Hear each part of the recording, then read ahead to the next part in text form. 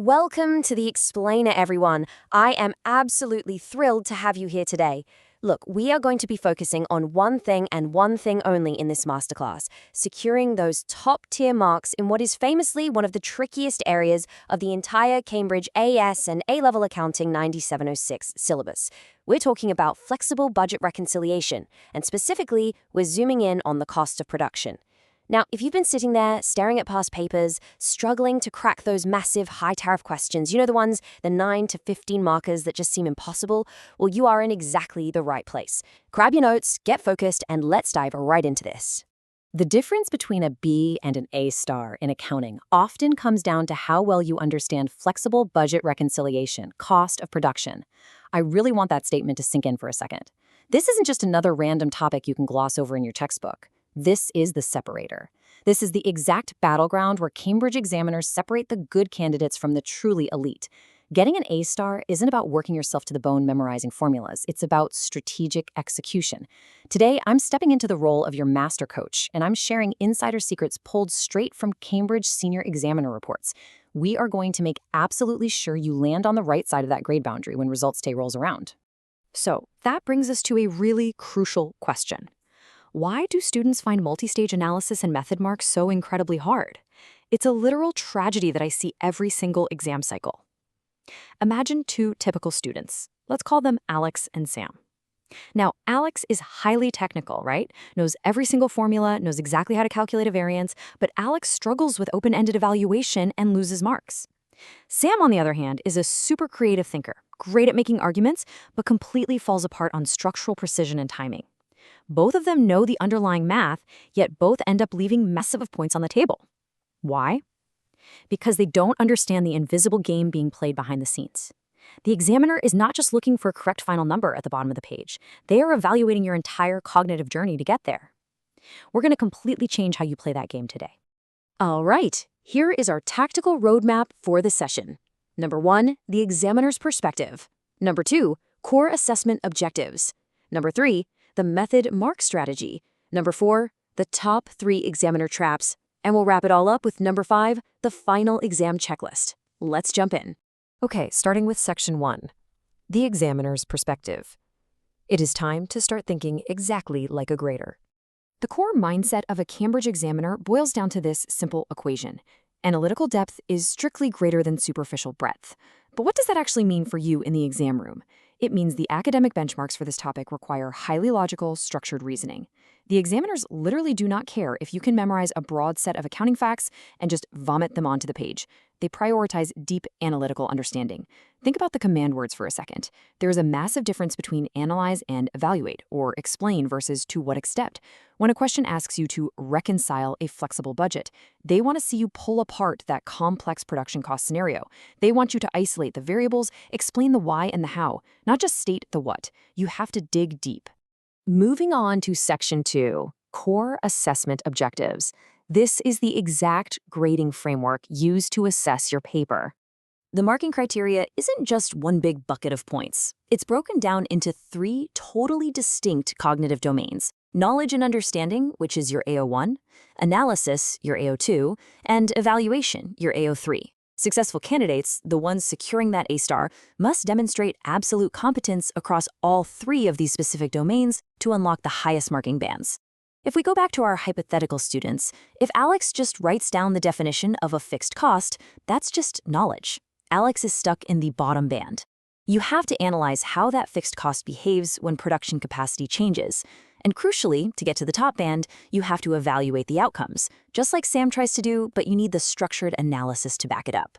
It's literally a ladder, and you have to deliberately climb every single rung. You can't just jump to the top.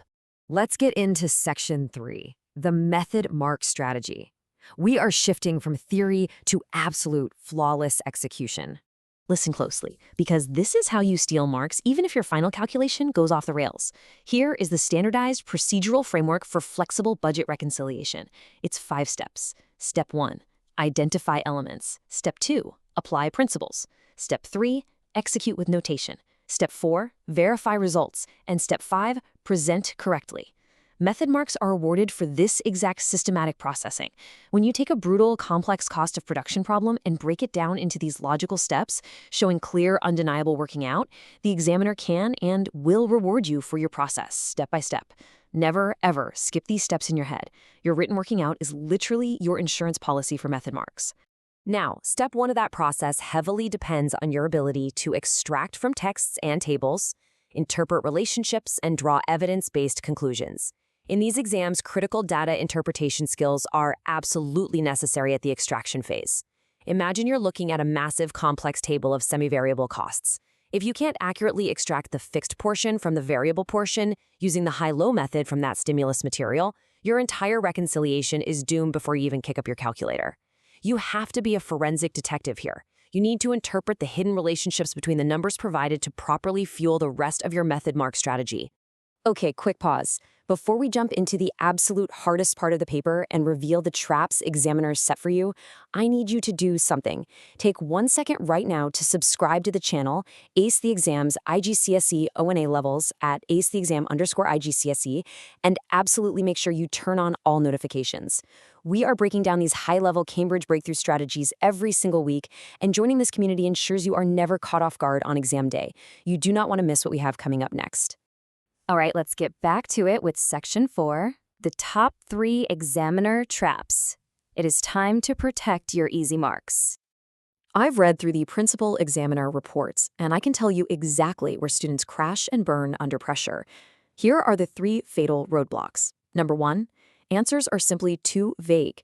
Examiners demand hyper-specific details regarding the cost of production, not general, sweeping textbook statements. Number 2, forgetting format and presentation. Remember, accounting is a strict professional discipline. Your reconciliation can't look like scratch paper. It must look like a professional, finalized document. And number 3, which is honestly the most fatal roadblock of all, answers are not specific to the context given. Let's do a little interactive workshop right now. Think about a classic spot the flaw exercise. If you write a paragraph containing perfectly accurate accounting theory, say a flawless definition of an adverse material variance, you might still score a 0 on that section. Crazy, right? But why? Because generic, contextless answers are useless in an A-level scenario. A top-scoring, flawless response takes that exact same theory and forcibly links it to the specific production scenario given in the prompt. It applies hard evidence from the data table. The classic trap, the one that catches so many smart students, is failing to link every single analytical point back to the exact manufacturing business they've been asked to advise. Context is everything. So, how do you overcome those traps? You have to deploy evaluative thinking. This is officially defined as questioning assumptions, considering different perspectives, and justifying decisions with evidence.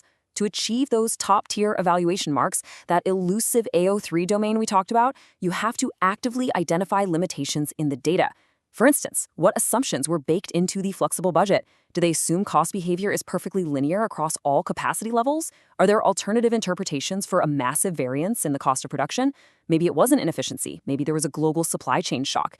You have to weigh the evidence from different angles and forcefully justify your final recommendations to the examiner. We've reached Section 5, the final exam checklist. This is your actionable memory-boosting framework. To guarantee maximum retention when you walk into that exam hall, I want you to synthesize everything into the simple 3-part rhythm. Step 1, deconstruct. Scan the question, break down the exact constraints, and extract the data. Step 2, solve systematically. Use your clear notation, apply the paragraph balance formula if you're writing, and use standard formats to grab every single method mark available. Step 3, evaluate and recommend. Look at your final numbers, check them for reasonableness based on the context, and make a justified business recommendation. Deconstruct, solve, evaluate. Seriously, make that your absolute mantra. As you prepare for the final stretch, keep these core professional skills at the top of your mind.